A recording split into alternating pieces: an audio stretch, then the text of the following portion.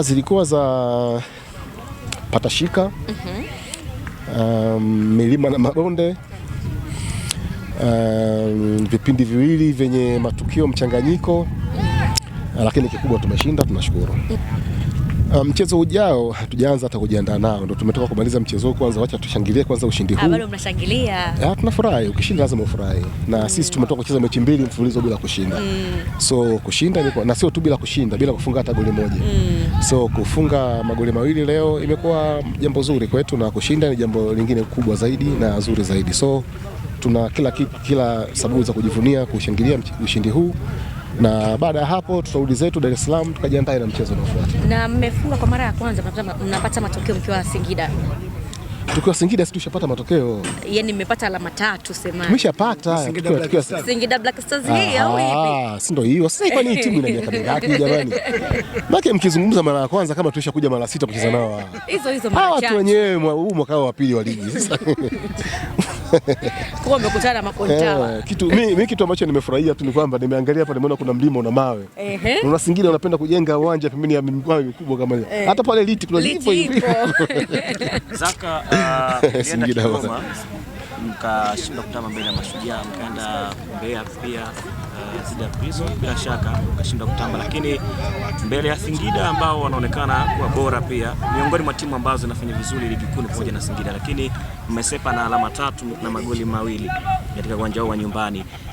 Chini ya kapeti mlikuwa mmejipanga kiasi gani kuhakikisha mnaondoka na alama 3 katika uwanja huu?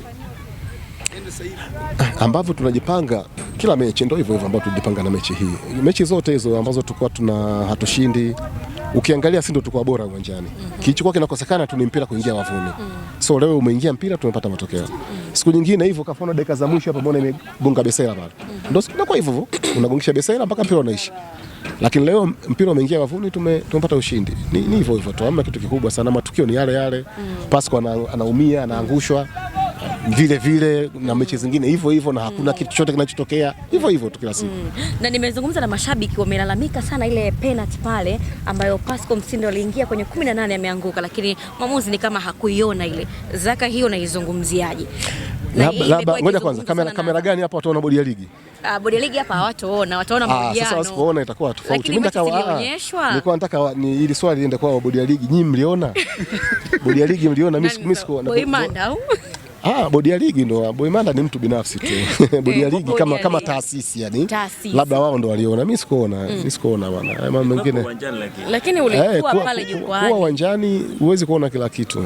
Au nikuonyeshe marudio?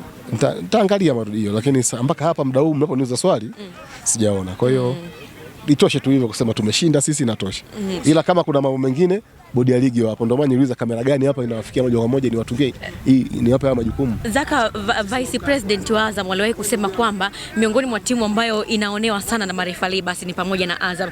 Tukio la namna hii pengine tunaweza tukasema ni kweli ile kauli aliyozungumza Vice inaendana na uhalisia wa mechi ya leo? Sasa unataka mimi niseme tofauti na Vice alafu nikana bisha bosi wangu? Tusikie tu akishasema mkubwa, yani akishasema mkubwa usitaki clarification kwa watu wa chini.